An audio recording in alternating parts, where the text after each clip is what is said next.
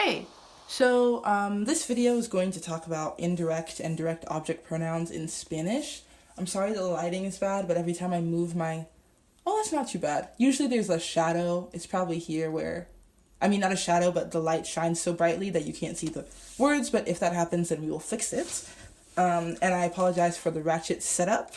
If you would like to petition any of the departments at Wofford to give me some better materials, I'd appreciate it. All right, so anyways, let's get right into it. Yeah, indirect and direct object pronouns in Spanish. So here we have a list of all, so here we have a list of all the direct object pronouns in Spanish. Me, which corresponds with yo. Te, which corresponds with tú. Lo y la, which correspond with él, ella, and usted.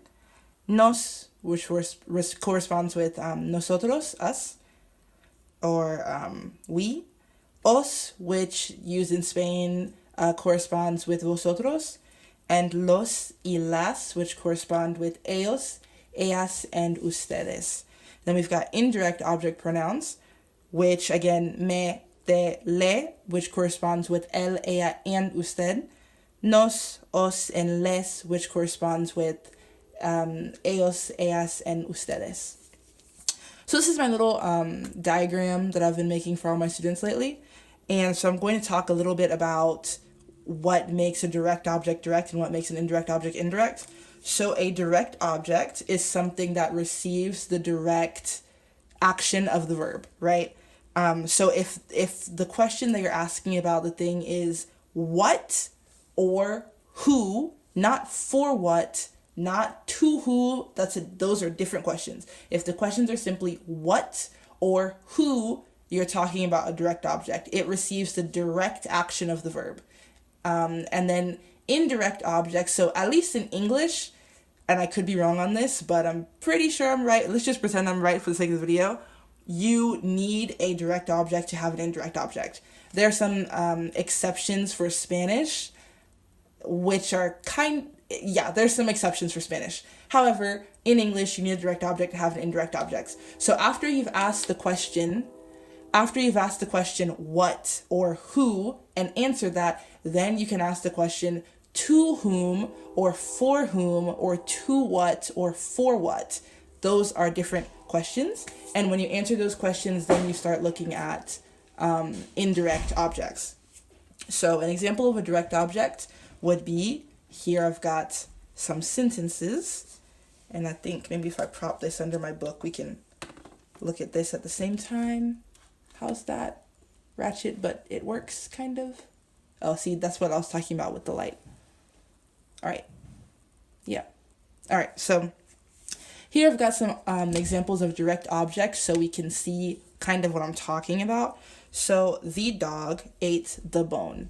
So the direct object of ate is the bone, because we're asking the question, what did the dog eat? The dog ate the bone. It's a what question. What questions are direct objects? What did the dog eat? The bone. Here we have the next one. I carry the backpack. What did I carry? The backpack. All right. You write a letter. What did you write? A letter. We take the desk. What did we take? The desk. And let me give you an example of one that has who in it, just so you can see. I hug the woman. Who do I hug? The woman. I kiss the guy. Who do I kiss? The guy. So these are all direct objects. So now we're going to go over how we would translate these sentences in Spanish were we not trying to use the word itself. So you know how in English I could change all these sentences and say the dog ate it, I carry it, you write it, and we take it. The same way I could have changed the other sentences where I said I hug her to be, I hug her is already I hug her. However, for example, if the sentence was I hug Sarah, I could change it to I hug her. And if the sentence was, like I wrote earlier, I kiss the guy, I could change it to I kiss him. That condensing and taking away the actual word and replacing it with a pronoun is what we're trying to do in Spanish. And that's what this video is about. So I hope that makes sense. So we're not translating the sentences as the dog ate the bone. We're translating everything as the dog ate it, I carry it, you write it, we take it. That's what we're doing here. And I think that it becomes clear later on, but just in case, I wanted to make sure we had an understanding. So, and this is the formula that I've been teaching my students. Let me get a new marker. My markers are super big because not meant for super tiny boards on the floor of my dorm room. So taking this first sentence here, right? The dog ate the bone. What I tell my students is, look at the sentence and think about all the components of the sentence and write those down in Spanish. So watch the process right now. The dog. El perro. Right? Plus, or más if you're talking in Spanish. El perro más. Ate. We're not going to conjugate anything right now. We're just looking at components. The dog ate. To eat in Spanish is comer. The dog ate. Plus the bone. The bone in Spanish is el hueso. El hueso. Oh, there's no period. That's not a sentence. This is my formula that I'm going to work with to transform this sentence into the dog ate it in Spanish. This is the formula. Nothing is conjugated. None of that. Okay? We worry about that in this next step. So what I'm going to do is I'm going to take everything here and watch the process. Watch the process. So I'm going to bring down el perro. This comes down. I'm going to leave a blank in the middle. I'm going to conjugate comer to match el perro. Okay? Here in this sentence, I have it as preterite tense, as past tense, which would be preterite in Spanish because it's a thing that happened like this, quickly with a definite end. When the bone was gone, the dog stopped eating, obviously. So I'm going to do the same thing. Now, if this sentence was in present tense, I'd do present tense. If it was in whatever tense, you get the point. So to keep it a direct translation of this, I'm going to use comió. Comió. Okay? So comer matches el perro, and then it's conjugated in the same tense that I conjugated it on the sheet. Okay, this blank right here is where the it that's replacing el hueso is going to go. Now, we're going to look at el hueso, and we're going to think to ourselves, what would this correspond to on our handy-dandy direct object guide? It's not me, it's not te, it's not nos, it's not os, it's not plural, so it's going to be lo or la, el hueso, lo. So I count in my little blank. And this is my completed sentence. El perro lo comió. El perro lo comió. Okay? This is the formula. This will save your life every time. All right, let's go to the next sentence.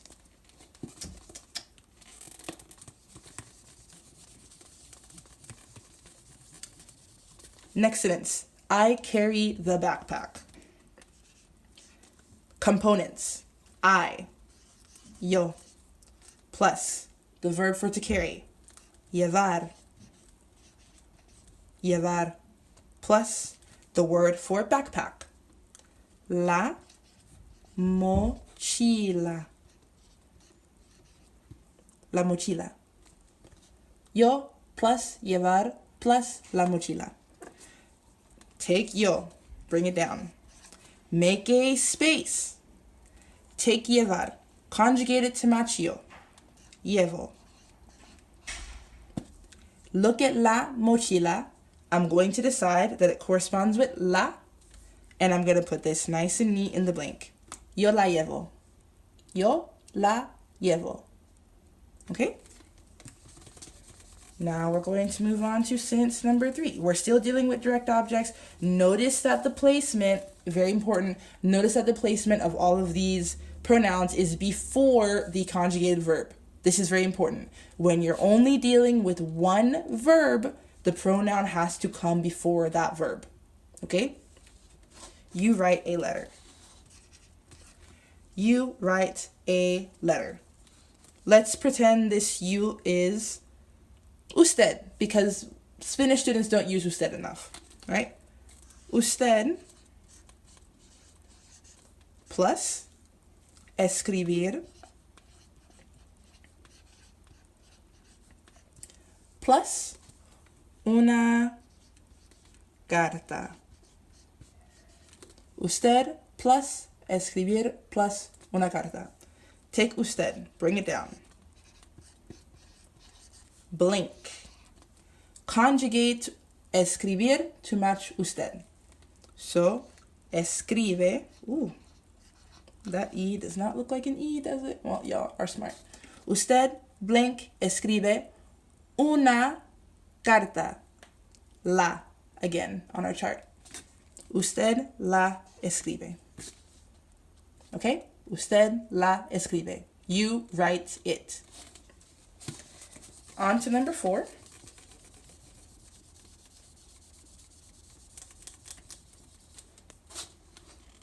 Number 4, we take the desk. We, nosotros, plus, when I wrote the verb to take here, I was thinking about like taking the desk away. I could have added that to the sentence, but then I didn't want some people to be wondering where the word away went when I conjugated it. So I'm thinking of take away, and the verb for it to take away in Spanish is sacar. Nosotros más sacar más the desk. The desk is el escritorio. El escritorio. Okay? Same thing. Take this. Nosotros. Blank. Conjugate sacar to match nosotros. Sacamos. Look at el escritorio. Decide that it's lo. And put it nice and neat in this blank. Nosotros lo sacamos. Okay? This is direct objects in Spanish. Again, this is direct objects. So my tip, again, which we're going to see in a second when we go to indirect objects, is that direct objects must come, let me see if I can write this. Direct must go before the verb. Oop, cannot stick to one capital or not capital. Direct objects must go before the verb when there is only one. Direct objects must go before the verb when there is only one of them. The exception to this rule is commands.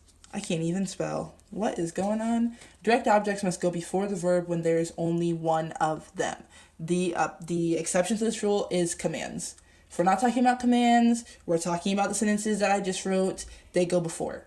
Okay? We'll talk about what happens when there's two verbs in a little bit. So now, let's get into indirect. So I said how in English, whenever you have an indirect, you have a direct. So we're going to reflect that right now as we change our sentences. So the dog ate the bone. All right, let's change them like this. I don't want to erase. Let's see. But there's not really space. The dog ate the bone for her. Okay? I carry the backpack for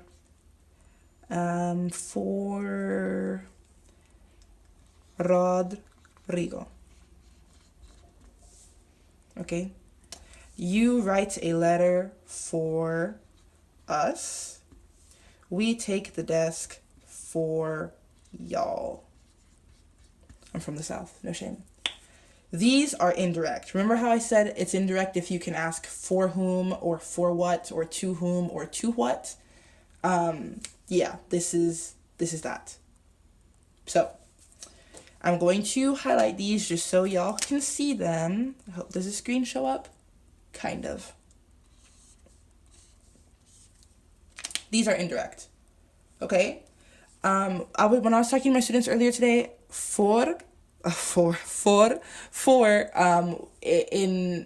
in the Spanish translation of these sentences, or in the Spanish translation of a sentence that's fully written out with no pronouns, this for is probably going to be para.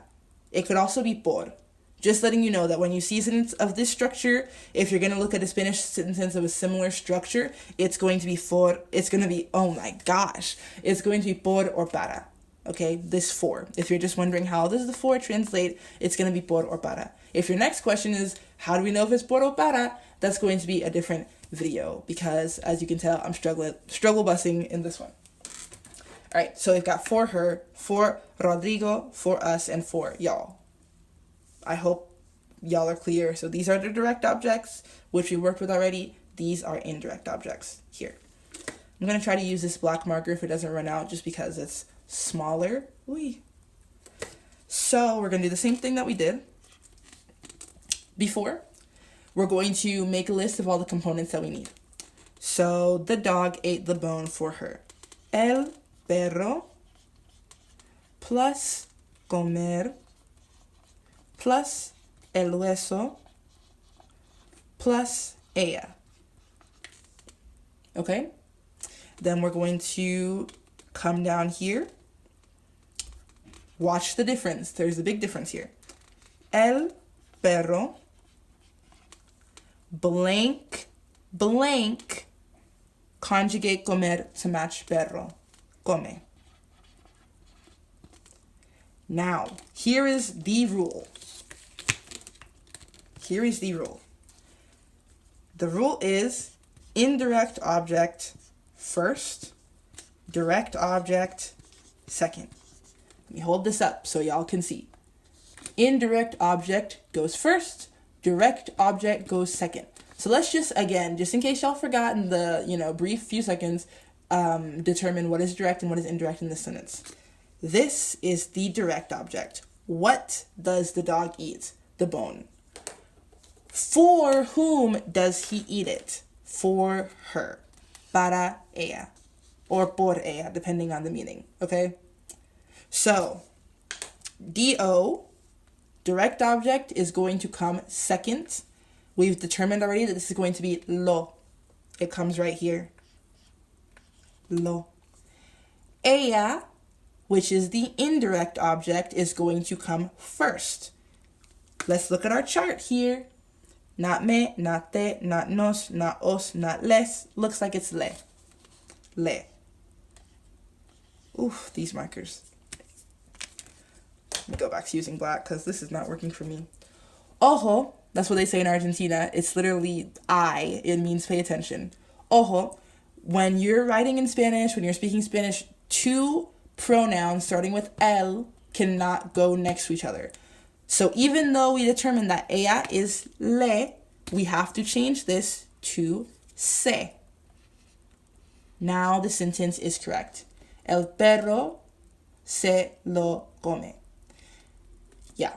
So this sentence could be a little ambiguous because there's also a verb comerse, which is informal for to eat. It sort of means to like gobble up, to eat up. So if you're not already talking about a person, if you're not already identifying who ella is, people could get confused and think you're just saying the dog gobbled it up. But this is how it would be written, okay? Don't worry about all the excess meanings. Get this down first. So actually, what I'm going to do is I'm going to put a little dash here and write se, and put a little dash here and write se. Because, so you know, right, that le is sometimes se, les also is sometimes se. All right? El perro se lo come. Okay? Erase.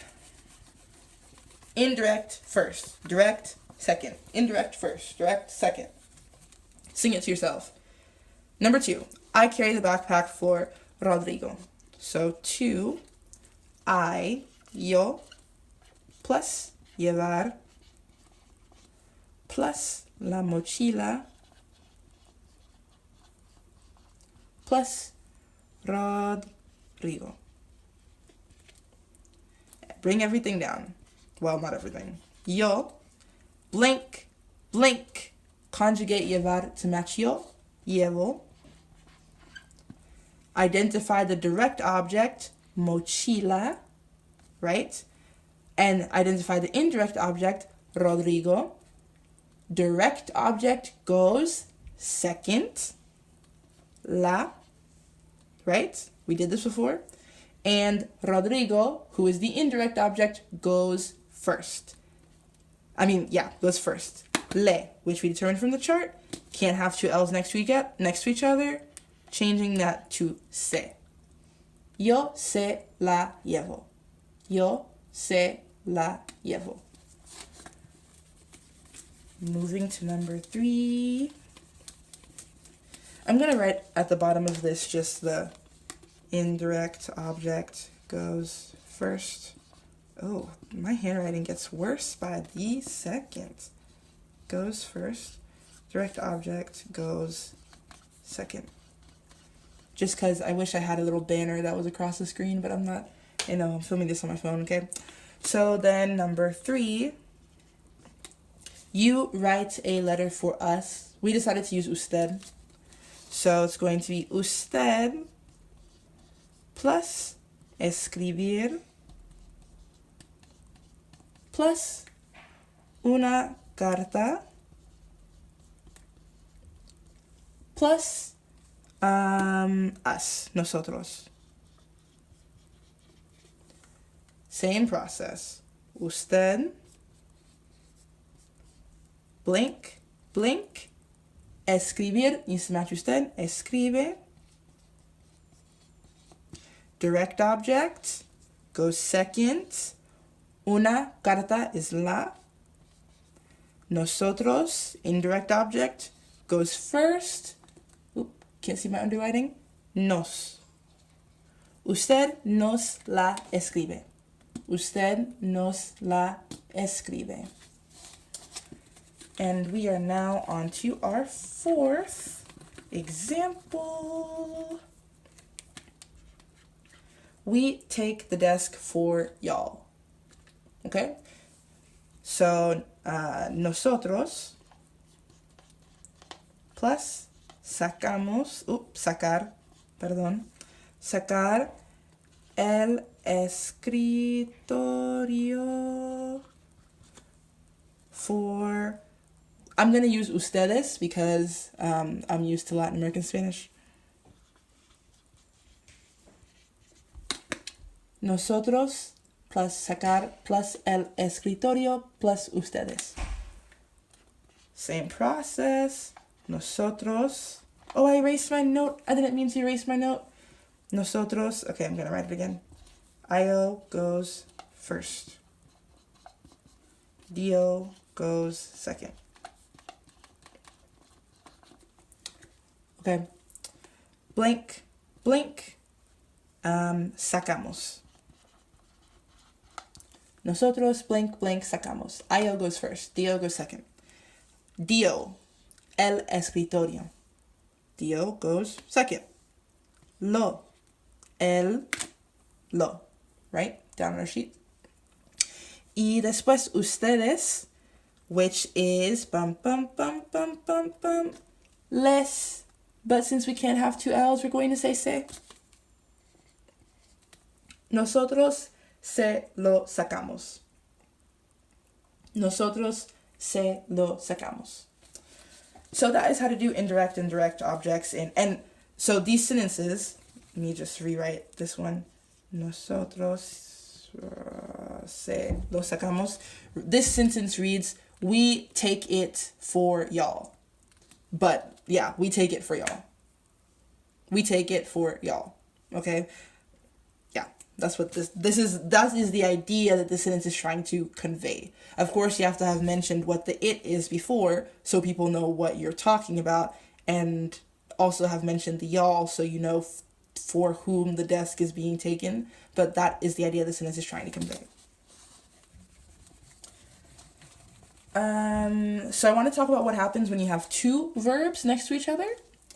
So I'm going to do a sentence that is, I want to give, let's do something romantic, my heart to you. How sweet. I want to give my heart to you. So let's translate this. Let's componentize. That's not a word. Let's make components out of this. Yo plus the verb for to want, which is querer, plus the verb for to give, which is dar, plus mi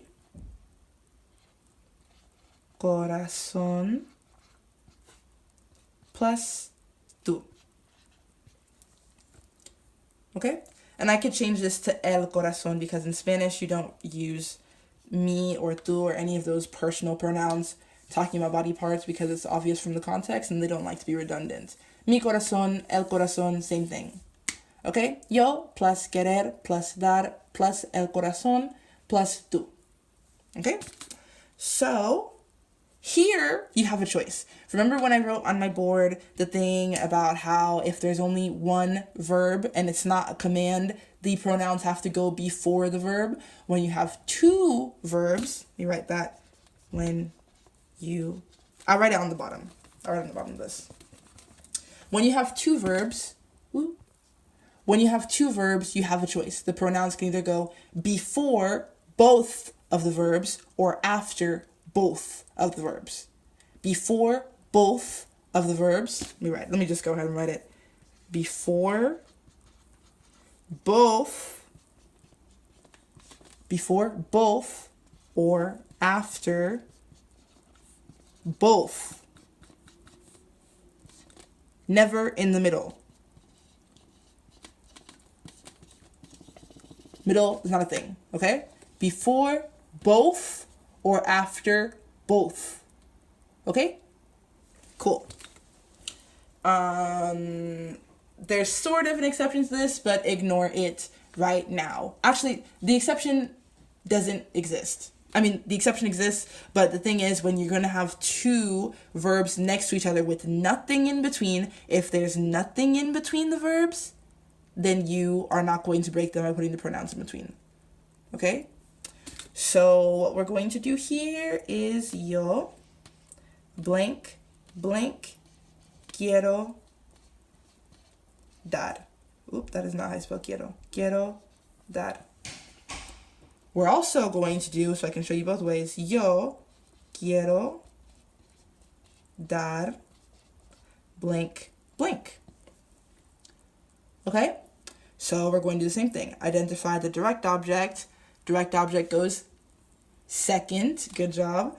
And el corazón is going to be lo. So it's going to be here and here. The order of the pronouns does not change. Tú, being the indirect, is going to go here and here. This is one big word. When it goes to the end, this becomes one big word. Dártelo. Dártelo. Dártelo. I think there's an accent here. Dártelo. Dártelo. Dártelo. Dártelo. No, dártelo. This is right. This is one big word, okay? So I'm going to connect all of this. This is dártelo. Yo te lo quiero dar. Yo te lo quiero dar. Or yo quiero dártelo. Okay? Before both or after both. And when it goes after both, it makes one big word with the last word, with the last verb. Okay? So that is that, my friends. I hope you have enjoyed this video. And I'm going to do a quick recap of some things. Just to summarize, and I'm trying to think if I can think of any exceptions to these rules. So like I said, so in Spanish, so in English, I always said that you're never going to see a indirect object without a direct object. You can fact check me on that, but I'm pretty sure I'm right. Could be wrong. I don't teach English, I teach Spanish. However, in Spanish, sometimes you can see an indirect object without a direct object. One of the major exceptions, one of the major examples of this being gustarle, where you do not see a direct object. And verbs like gustar, right? So, interesar, molestar, ¿qué más? Fascinar. This is all le gusta, le interesa, nos molesta, me fascina. It's not direct objects, you're using indirect objects. There's sort of a reason for this. I don't know if I'm the best one to explain it. It's basically just like when you're, for example, when something interests you. Here's a something. Okay, let's do this. Here's a something. Here's a something that interests you. Interests. So this interest is not directly interacting with you. And if you ask the question to yourself, what does the thing interest? I mean, you want to say you, but think about that for a second. What does the thing interest? That doesn't really make sense. It's more like this thing has this interesting charge that blows in your direction and interests you. And because it's not directly doing that to you, it's indirect. That's my explanation, non-academic. Same thing with gustar. Are you going to say like, I've talked about how gustar does not mean to like, it means to please. But when something pleases you, it's not really directly doing something to you. It's more like being pleasing in your direction. So that is indirect. And I already made a video about verbs like gustar, but you could barely hear it, so I may make another one. Okay, so yes, so my quick recap.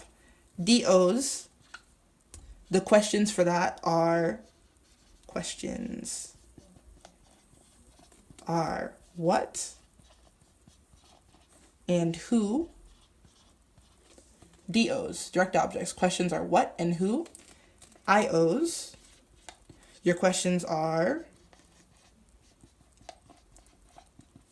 to what, to whom, for what, and for whom. Okay? When there's only one verb, pronouns go before. Pronouns go before. Two verbs before both, or after both. And the most important rule of all, DOs go second, IOs go first. And another very important rule, no L's together. No L's together, which is why we have here indirect, we have se and le, and we have se and les, because when there's two L's together, because indirect comes first, indirect will change to se. Even if it's les, it always changes to se because two L's cannot go together. Indirect changes, direct does not change. So that is my video on indirect and direct objects in Spanish. I hope this has helped someone out there, and I will see some of y'all tomorrow and on Friday. Bye.